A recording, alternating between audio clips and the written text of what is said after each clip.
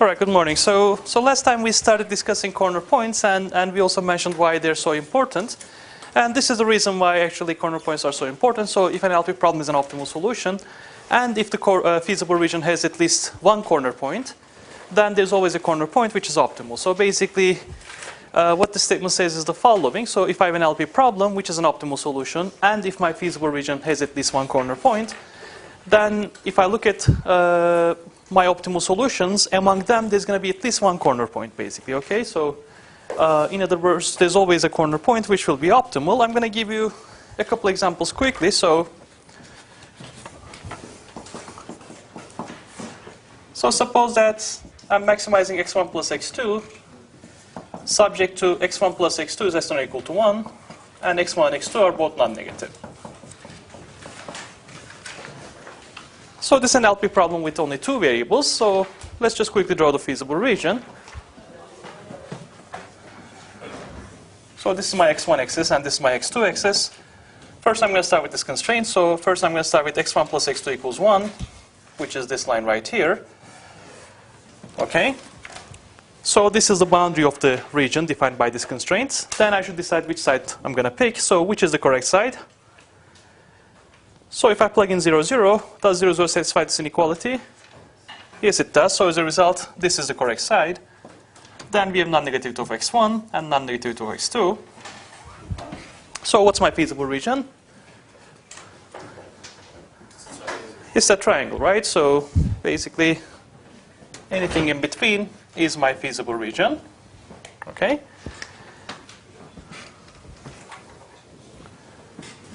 Now let me look at my isoprofit line. So I'm going to start with x1 plus x2 equals 0, which is this line right here.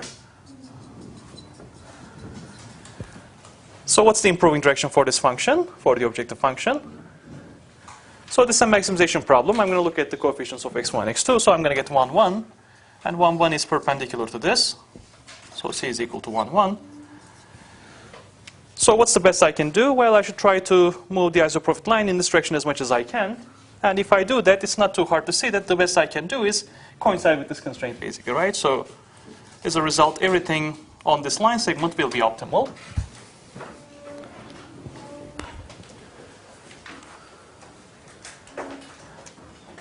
Okay, so how many corner points are optimal in this case?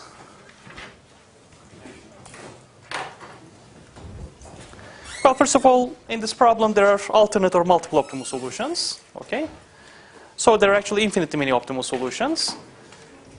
But if you look at the problem carefully, so you're going to see that actually this corner point is optimal, and so is this one, right? So in this example, there are actually two corner points which are optimal.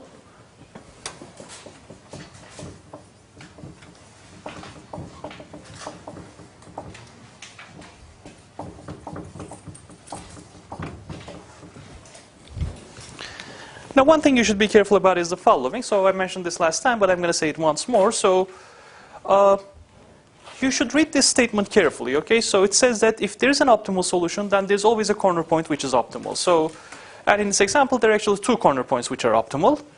But it does not say that every optimal solution is a corner point. Okay, so for example, if I pick a solution, an optimal solution such as this one right here, okay, then that's an optimal solution, but it's not a corner point. Okay? So as a result, it doesn't say that every optimal solution is a corner point. Okay? So be careful about that. It says that there's always a corner point which is optimal. Okay? So there may be other optimal solutions, but there's always at least one corner point which is optimal. Does that make sense? So once again, I mean, please don't make the mistake of thinking that every optimal solution is a corner point. So this example illustrates that that's not the case. Okay? So as I said, if I pick a solution such as this one, that's an optimal solution for my problem, right? However, this is not a corner point. Okay? So not every optimal solution is a corner point. So it says that there's at least one corner point which is optimal. Okay? So there may be optimal solutions which are not corner points, but I'm sure that there's going to be at least one corner point which will be optimal for my problem. Okay? Is that clear? All right, so I'm going to give you another example. So suppose that I want to maximize 0 times x1 plus 0 times x2. And my constraints are the same, x1 plus x2 is less than or equal to 1, and x1 and x2 are both non-negative.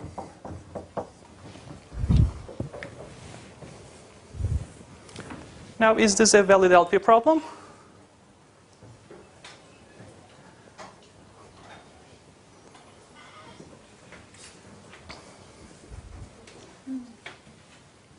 So is this a valid LP problem? Yes, it is actually, right? Because the objective function is in the correct form, the constraints are in the correct form, and so on and so forth. But the objective function is given by 0 times x1 plus 0 times x2, right? Okay. So let me draw the feasible region, so which is the same as the first one.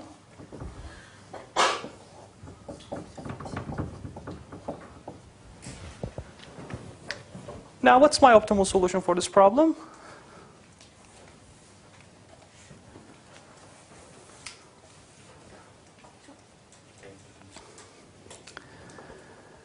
Well, if you look at the objective function, so whatever the value of x1 and x2 are, the objective function value is equal to 0, basically, right? Okay. So what does this mean? So this means that any two feasible solutions are equivalent in terms of the objective function value, right? So remember, the objective function is used to rank different feasible solutions, and every feasible solution will give me an objective function value of 0 for this objective function, right? Okay. Then, so what can I say about the optimal solutions?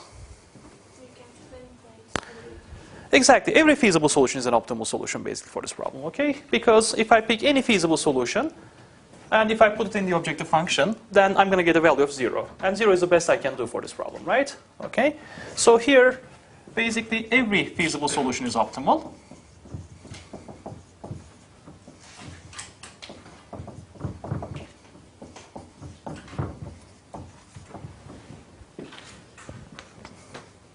Okay?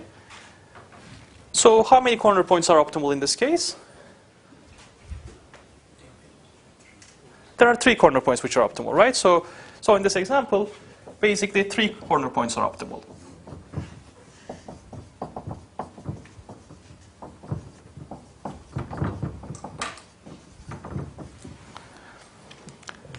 So let me just say a few words about such an LP problem. So, what's the point of having such an LP problem? So if the objective function value is the same for all feasible solutions, then why would I want to solve such an LP problem? Well, basically, as I said, for such a problem, when the objective function value is equal to 0 for every feasible solution, so that means that you're indifferent in terms of feasible solutions, right? So every feasible solution is pretty much equivalent in terms of the objective function. So as a result, this type of problems are actually known as feasibility problems. So you're only interested in finding a feasible solution, okay? So you don't really care which one you find. So basically, if you solve this problem, you will get a feasible solution for this problem, okay? And as I said, all the feasible solutions are equivalent in terms of the objective function value. So as a result, for this problem, every feasible solution will be an optimal solution, basically, okay? And as a result, since there are 3 corner points, each of them will be optimal for this problem, okay? So once again, as I said, the statement should be read carefully. So there's going to be at least 1 corner point which is optimal, okay? So even for the last example, if I only look at my corner points, then I'll be done. I can find an optimal solution. Is that clear? Questions? All right, so now we're going to start talking more about the geometry.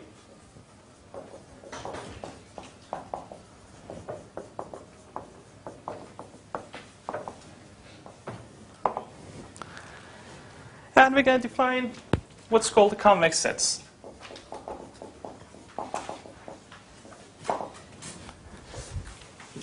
Has anyone seen this before? So, what a convex set is? Okay. It's a very simple definition. So, it applies to sets, basically. And here's the definition. So, a set S is convex if for every 2 points,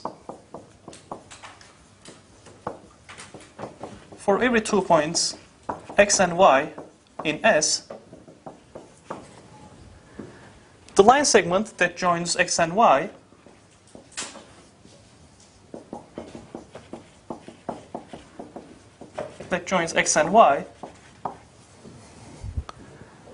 is also in S.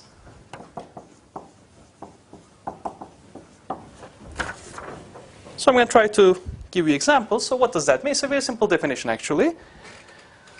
So if I have a set, and if I have 2 points of that set, such as x and y, okay?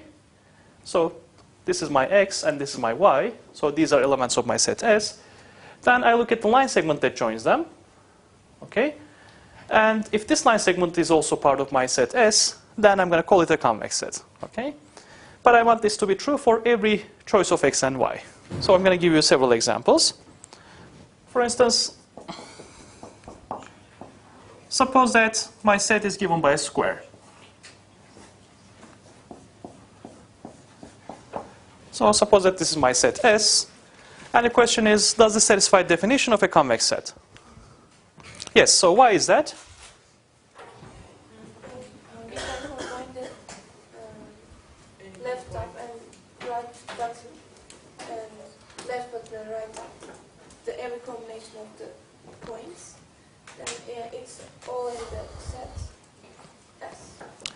Exactly. So basically, just look at the definition. So what does it say? So whenever I pick any 2 points, for example, this is my x and this is my y, then I look at the line segment that joins them. Okay? And the question is that line segment part of my set as well? Okay? And for this example, it's not too hard to see that, whatever 2 points you pick, regardless of where x and y are, the line segment that joins them will always be in this set, basically, right? So for example, if this is my x and this is my y, then the line segment is still part of my set. Okay? So as a result, this would be an example of a convex set. Okay? So if you give me any 2 points in the set, and if I join them by a line segment, then the line segment is also contained in the set. Does everybody see that? So it's a very simple definition. Let me give you another example. So suppose that I have these 2 half lines, and I'm looking at the region in between. And suppose that it extends to infinity. Okay? Would this be an example of a convex set? Yes. Why is that?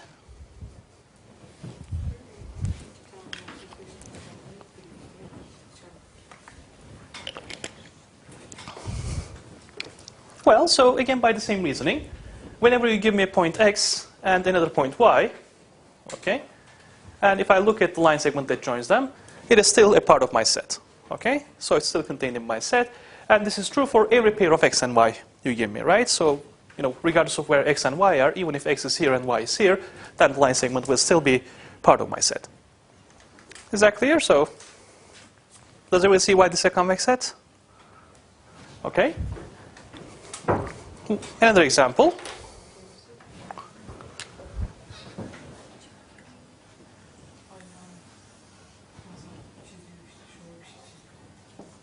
So suppose that I have a circle. Would this be a convex set?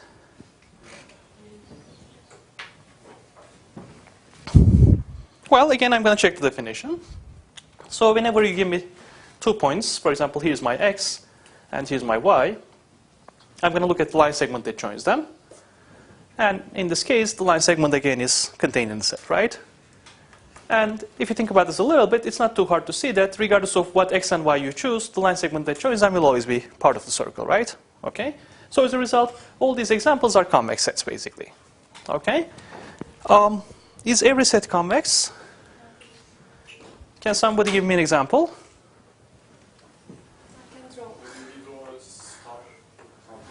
Okay, that sounds good. So basically, for example, I can look at something like this.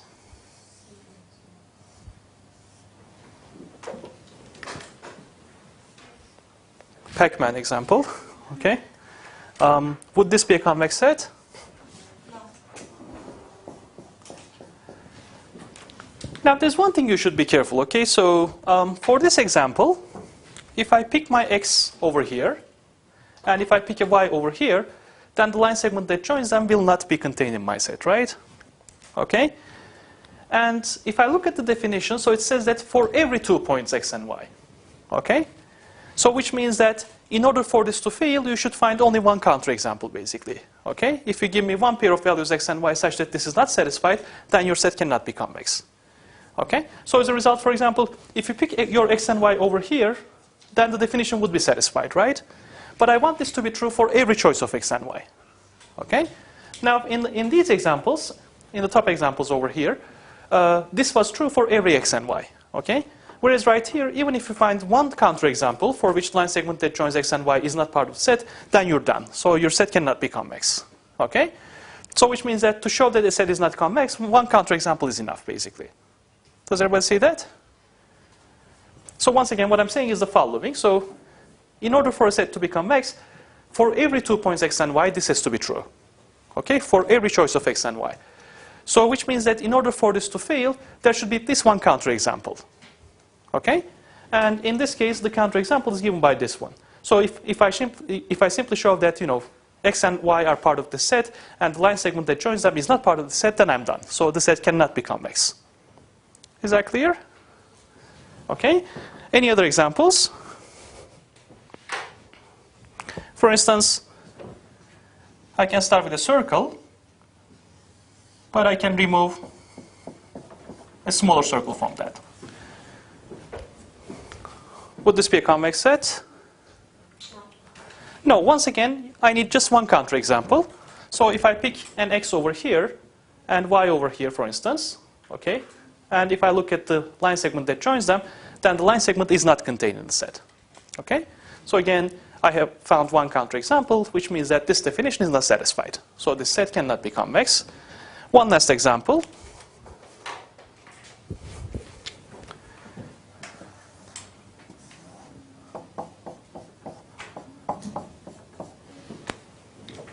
So again, suppose that it extends in both directions to infinity. Would this be a convex set? So now the interesting thing is, for example, if I remove this part, this is a convex set, okay? And if I remove this part, this is a convex set. But if I take the union of these two, this is no longer a convex set, basically, okay? And the reason is the following. So pick an x over here, for instance. Pick a y over here, and look at the line segment that joins them. Well, the line segment is entirely outside of the set, basically, right? Okay? So these three are examples of sets that are not convex, so we call them non-convex sets. So there's no such thing as a concave set. Okay? So there's convex and non-convex set. Okay? Is the definition clear? So, I mean, it's a very simple definition, right? So if whenever you pick 2 points and you look at the line segment that joins them, and the line segment is also part of your set, then your set is convex. Otherwise, it's a non-convex set. Okay? All right. So why do we care about convex sets? Well,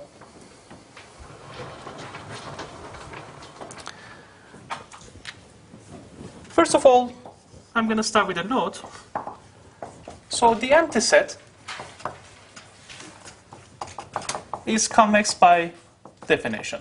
Okay, so we will define it to be a convex set. Now for an empty set, of course, there's nothing to check, but we will just define it to be a convex set, and that's going to make our life easier, basically, okay? Now if I come back to the definition again, so if you give me a set S, and if you ask me whether it's a convex set, I should basically check, whenever I pick 2 points x and y, I should look at the line segment that joins them, right? So as a result, I need some sort of characterization of the line segment that joins x and y. So basically, my question is the following. So how can I express a point, for example, such as this one, in terms of x and y? Okay? So how can I express this point as a function of x and y?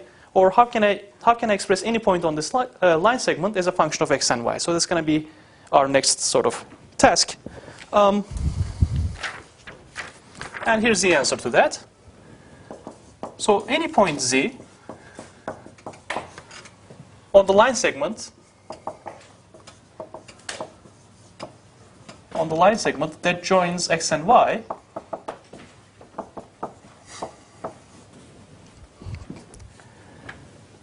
can be expressed as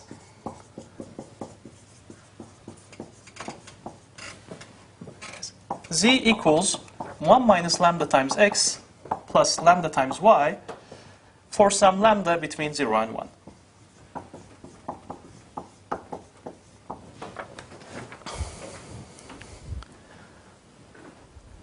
Now, lambda is a real number between 0 and 1, and any point on this line segment that joins x and y can be expressed in terms of that expression over there. So I'm going to multiply x with 1 minus lambda. I'm going to multiply y with lambda, and then I'm going to add them up. Okay? And I'm going to show that this is indeed true.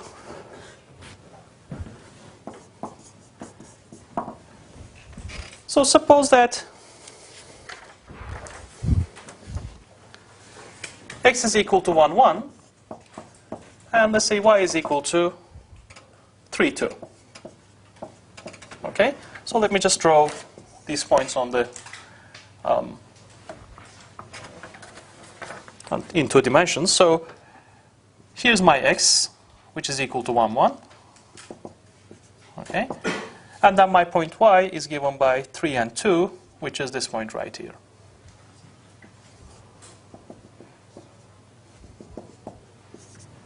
So now what I'm interested in is basically the line segment that joins x and y. Okay?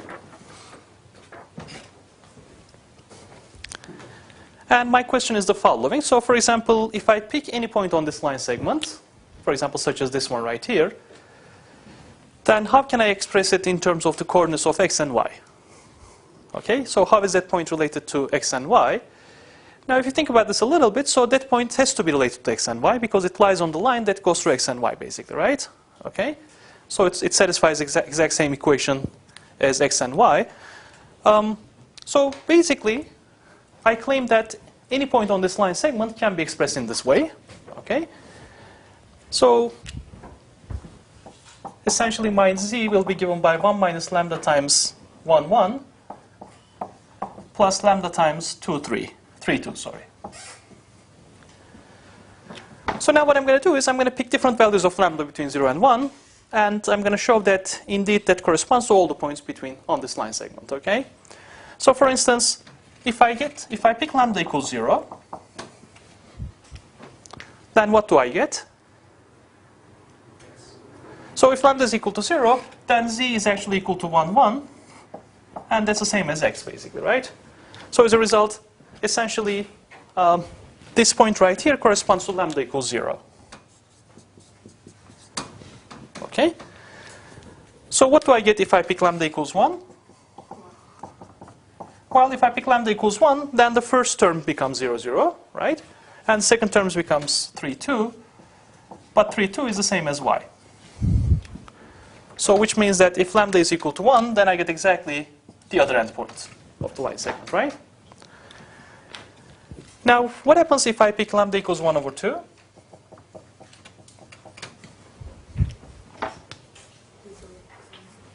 Exactly.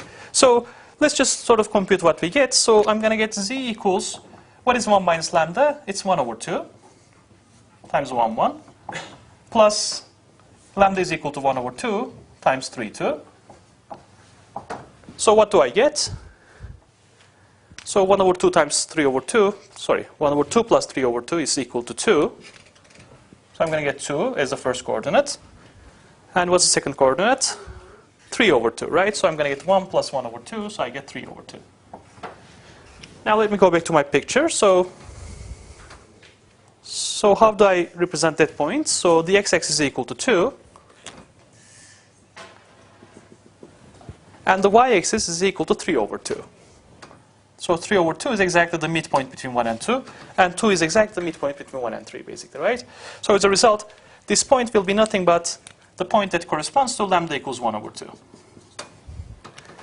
So as a result, as lambda changes from 0 to 1, I start moving on this line segment until lambda is equal to 1, and I get exactly y itself. Okay?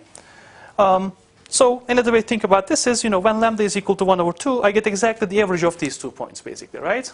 So I'm adding these 2 points and then dividing by 2, but that's exactly the midpoint. And as lambda changes, I'm actually changing the weights of the average. Okay? If lambda is equal to 0 or close to 0, then the weight of x is larger. And if lambda is close to 1, then the weight of y is larger. Okay? So basically, if lambda is equal to 0, then this point is pulled towards x. And if lambda is larger, then it's actually pulled towards y. Okay? So as a result, every point on the line segment can be expressed in this form. Okay? So whenever you have any points x and y, then the points on the line segment that joins x and y can be expressed in this form for lambda equals 0, 1. Lambda in 0, 1, sorry. Okay? As lambda changes from 0 to 1, you start moving on the line segment, basically. Okay? Is that clear? So, all right. So,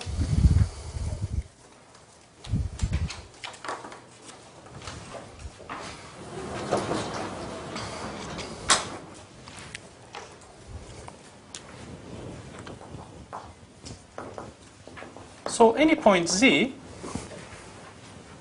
given by 1 minus lambda times x plus lambda times y, where lambda is between 0 and 1,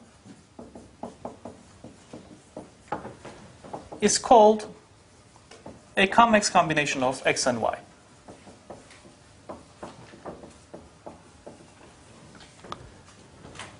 Convex combination of x and y.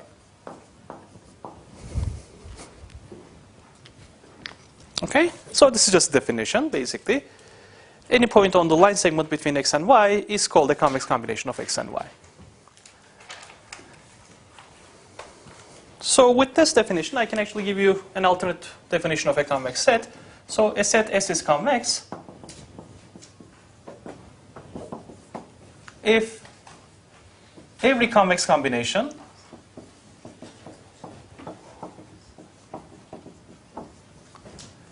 of every x in S and every y in S also belongs to S.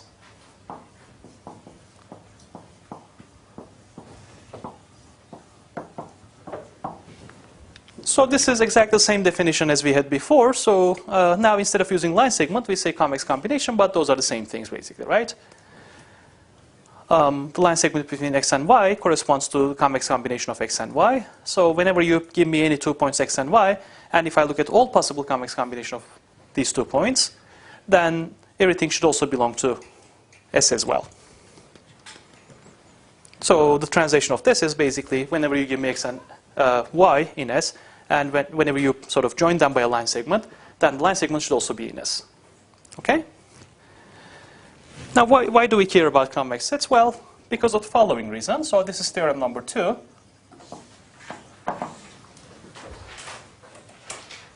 So the feasible region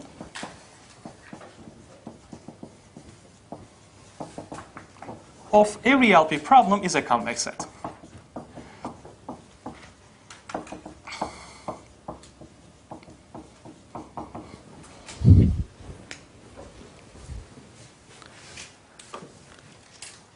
Now, if you think about the LP problems that we have seen so far, and if you think about the feasible regions, for example, let me just go back. For example, consider this feasible region right here. So this is a convex set, basically, right? Why is this a convex set? Because pick any 2 points, x and y, and look at the convex combination of them. Okay? So that's the line segment, and the line segment will also be in the convex set, in the feasible region, right? Okay? Does everybody see that this is a convex set? The feasible region is a convex set. Okay? So what this says is that it's not a coincidence, but this is true for every LP problem. So not only for that LP problem, but if you give me any LP problem, then the feasible region will always be a convex set. Okay? Now, why is this true in general? Well,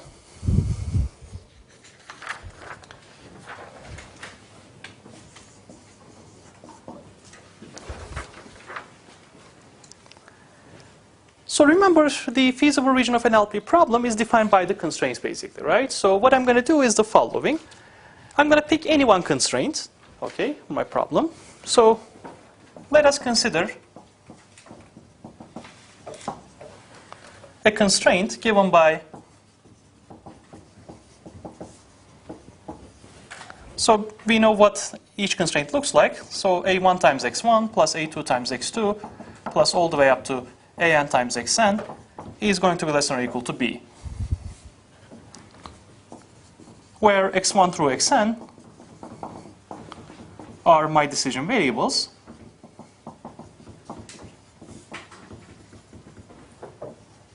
and a1 through an and b are parameters of the problem, right? So they are known.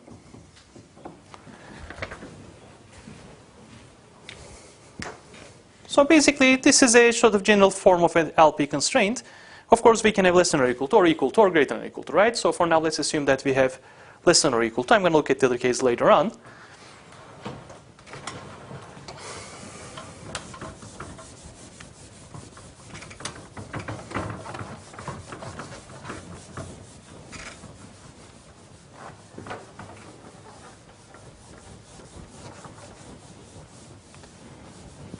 So first of all, let me try to illustrate what I'm trying to do. So, that constraint basically corresponds to something like this one, right? For instance, okay, in 2 dimensions. So what I'm going to do is the following. I'm going to say that, suppose that there is a point that satisfies this constraint. I'm going to call it x bar, okay? And suppose that there's another point, which is, let's say, y bar, that also satisfies this constraint, okay? Then I'm going to look at the line segment that joins them, okay? And I'm going to show you that the line segment that joins them also satisfies this constraint as well, okay? And at this, from vector, it's trivial, right? But I need to give you a more sort of general argument, and I'm going to do that right now. So let x bar be given by the following: x1 bar, x2 bar, all the way up to xn bar. So we have n decision variables. So this is an n-dimensional vector. And y bar is another feasible region given by y1 bar, y2 bar, all the way up to yn bar. Be 2 feasible solutions.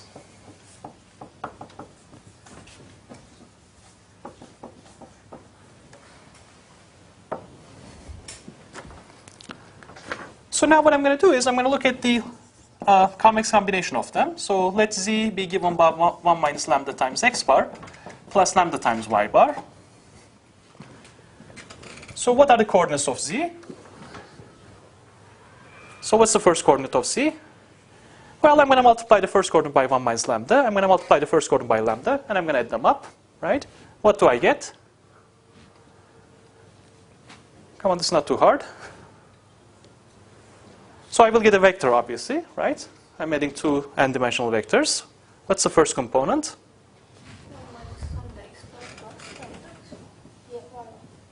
1 minus lambda times x1 bar plus lambda times y1 bar, right? So this is the first component. Then the second component is 1 minus lambda times x2 bar plus lambda times y2 bar. And what's the last component?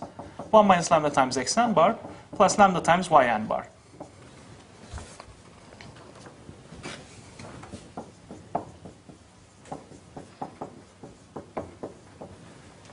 So lambda will be between 0 and 1. And we know from the previous discussion that any point that joins x bar and y bar, any points that lies on the line segment that joins x bar and y bar can be expressed in this way, right? So I know that x bar and y bar are feasible, and I want to show that z is also feasible for every choice of lambda. Okay, so that's what I'm trying to do. So I know that x bar is feasible, which means that x bar satisfies this constraint. Y bar is feasible, which means that y bar satisfies that constraint.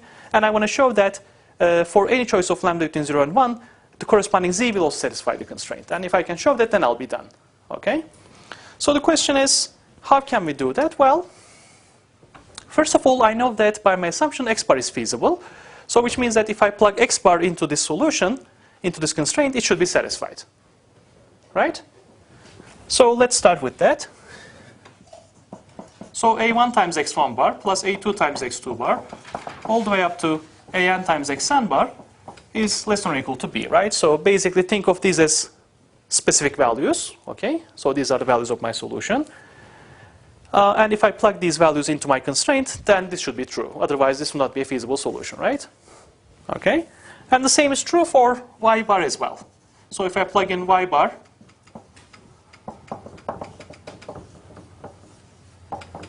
then it also satisfies the constraint. So basically think of this as x bar, and this is my y bar. Both of them satisfy my constraints.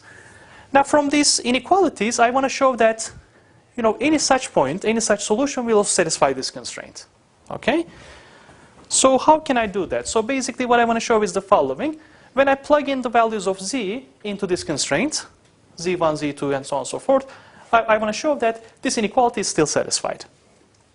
Okay? So my question is, how can I do that?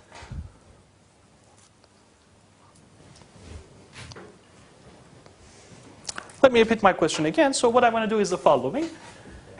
So I know that x bar satisfies this constraint, right? So when I plug in the components of x bar, then this inequality is satisfied. Similarly, y bar satisfies this constraint, which means that when I plug in the values of y bar into these values, then the inequality is satisfied.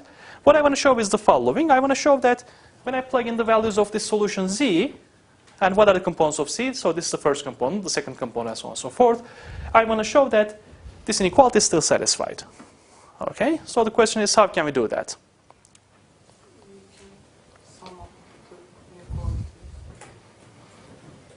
Again, we write parameter times decision variable. Sorry? Again, we write parameter times decision variable, but this time our decision variable will be z, which is 1 minus lambda times x1 bar plus lambda times y1 bar times a1 plus second. Okay. Okay, but what I'm saying is the following. So essentially what I'm trying to show is the following. So a1 times z1, and this is my z1, right? Plus a2 times z2, plus all the way up to an times zn, I want to show that that will also be less than or equal to b. Okay? So my question is, how can I show that if I know that these two inequalities are true? Okay? So I want to somehow use these inequalities, right? We may multiply the first equation by 1 minus lambda, and the second one by the Exactly. That's exactly what I'm going to do. So let me take the first inequality, and multiply by 1 minus lambda. Okay? Now note that lambda is between 0 and 1, so 1 minus lambda is non-negative basically, right? So 1 minus lambda is greater than or equal to 0. And since this is greater than or equal to 0, then the direction of inequality does not change. Okay? Then I'm going to take the second one and multiply by lambda. And since lambda is also non-negative, the direction does not change. So what I can do is I can multiply the corresponding constraints and I can add them up. And let's see what we get. So we will have a1 times, I'm going to have 1 minus lambda times x1 bar plus lambda times y1 bar. Right, so I'm just pulling a1 out, so basically this is what we have. Plus a2 times 1 minus lambda times x2 bar plus lambda times y2 bar plus an times 1 minus lambda times xn bar plus lambda times yn bar. What about the right-hand side? So I'm going to multiply b by 1 minus lambda, and I'm going to multiply b by lambda, and I'm going to add them up. What do I get? I get b exactly, right? So the right-hand side is still b. Okay? However, well, what does this look like? Well, this is exactly the first component of z, right? So essentially this is nothing but my z1. This is nothing but my z2. And this is nothing but my zn. Okay? So as a result, this shows that my z, solution z, will also satisfy the same constraint, basically, right? a1 times the first component of z plus a2 times the second component of z, and so on and so forth. In other words, if I take the solution and plug it into this constraint, then it will still be satisfied. Does everybody see that? Okay? So as a result, basically what I showed is that if x is on this side of the constraint, and if y is also on the same side, then everything in between will also be on the same side. Okay? So essentially we just showed that. So we only showed it so far for less than or equal to constraints. Okay? But we know that in Alper problems we can also have equality constraints as well. But if you have equality constraints, then the only change you would have is basically instead of having less than or equal to, you would have equality here, right? And then here also you would have equality in that case. And finally, if you have greater than or equal to, then basically you would replace all less than or equal to constraints by greater than or equal to constraints, so everything is still satisfied. Okay? So which means that if I have two points that satisfy a constraint, then anything in between will also satisfy the same constraint, basically. Okay? And this is true for all constraints. So as a result, we just showed that whenever you give me two different feasible solutions, these feasible solutions satisfy all the constraints. Anything in between will also satisfy all the constraints. So as a result, anything in between will also be a feasible solution for my problem. Let me repeat the last part again. That was quick. So far we have shown the following. So if you give me two feasible solutions, which we call x bar and y bar, then I just showed that the line segment that joins them, so which I call, all such solutions by z, every such z will also satisfy the same constraint. Okay? But this is true for every single constraint of my problem. Okay? So not only for this constraint, but if I simply repeat the analysis for every other constraint, then I will show that z satisfies not only this constraint, but z satisfies all the constraints in my problem. Okay? Well, if z satisfies all the constraints in my problem, then z is a feasible solution, basically, right? So which means that if I start with x bar and y bar as two feasible solutions, then anything in between will also be a feasible solution. Is that clear? Okay? So as a result, this shows that the feasible region of an LP problem should be convex. Okay? So, as I said, I mean, the only difference is that for other constraints, you can have equality or greater than or equal to. The only change will be, you can replace this by equality constraints, in which case this will be an equality constraint as well. Or if you have greater than or equal to, then this will also be greater than or equal to. So everything is still satisfied, basically, okay? So as a result, this is the reason why we care about convexity or convex sets. The feasible region of every LP problem is a convex set. Any questions? All right. So in the last 5 minutes, I'm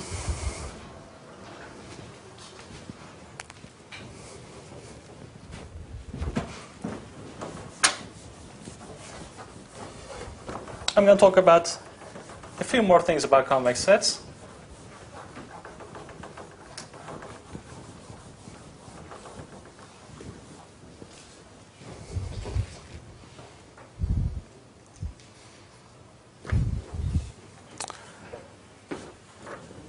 So a point X in a convex set, S, is a corner point of S. Corner point of S, if it's not the midpoint,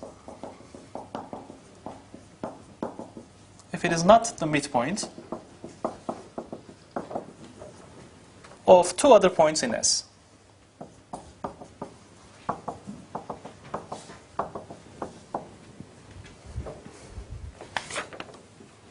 So in this case,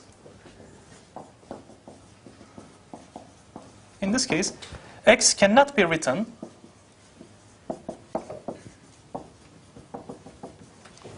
as a convex combination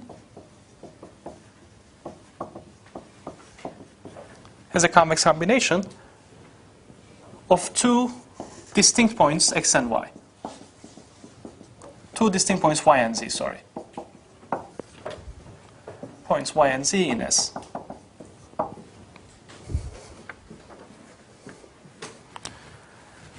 So this again should make sense because we know that there's a correspondence between line segments and convex combinations. So if X is not the midpoint of any other 2 points in S, then X cannot be written as a convex combination of two other points in S, basically, okay?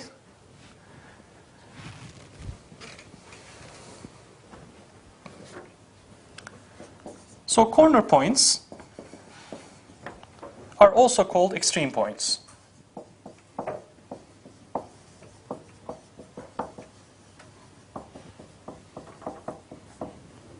So sometimes you may also see the same, see this term as well.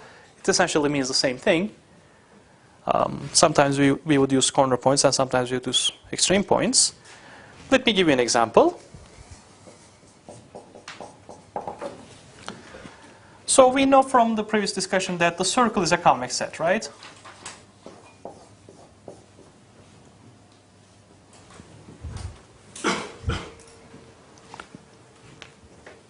So here comes my question. So how many corner points are there in a circle? Why is that? Because if we extend the shapes like a triangle, then a square, then a five-sided shape, I don't know the name, and if we extend that, and we have infinitely many corners, then it seems like a circle. Exactly. So that's good. Basically, for example, if I pick a point in the interior of the circle, such as this one right here, okay, would this be a corner point? No, because what I can do is I can find, for example, two different points such that my point lies on the line segment, right? However, if I pick, for example, a point on the boundary of the circle, okay, now the problem is that, so if I want to write this as the midpoint of two different points, if I pick a point over here, then the other one should be outside the circle. If I pick a point on the boundary, then the problem, because of the curvature, the other point should be outside the circle as well. Okay? So as a result, in this case, in this example, every point on the boundary would be a corner point. Okay? So as a result, in this example, there are actually infinitely many corner points. Okay? So let me write that down. So every point on the boundary is a corner point.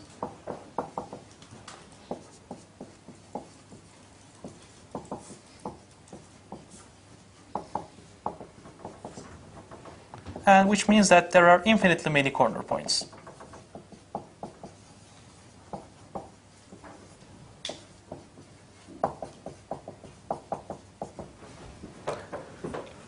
Now, on the other hand, if you sort of recall the examples that we have seen so far, the examples of LP problems, their feasible regions always had a finite number of corner points, right?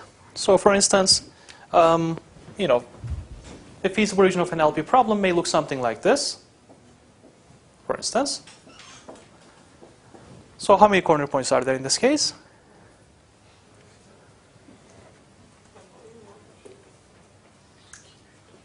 It's not a trick question, so there are 5 of them, right? So 5 corner points. Okay? Now that convex set has an infinite number of corner points. This convex set has only a finite number of convex sets. Okay? Corner points. So both of them are convex sets, but this one has some extra structure in some sense, right? Okay? There's some special structure that the other one does not have. Okay? And one of the sort of properties of feasible regions of LP problems is that there are no curves here, right? So everything is straight, basically. Okay?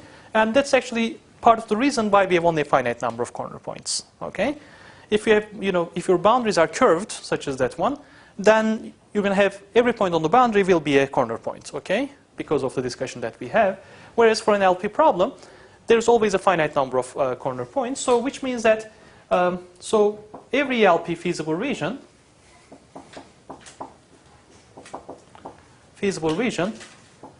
has a finite number of corner points.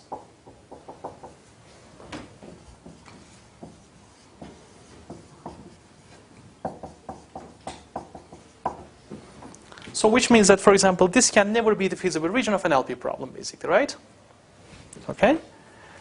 So if you draw the feasible region and if you obtain a circle, then you're doing something wrong, okay? So you can never have such a feasible region for an LP problem. So this implies that LP feasible regions are quite special convex sets, basically. Okay, so let me write that down. So as a last remark, so LP feasible regions are very special convex sets.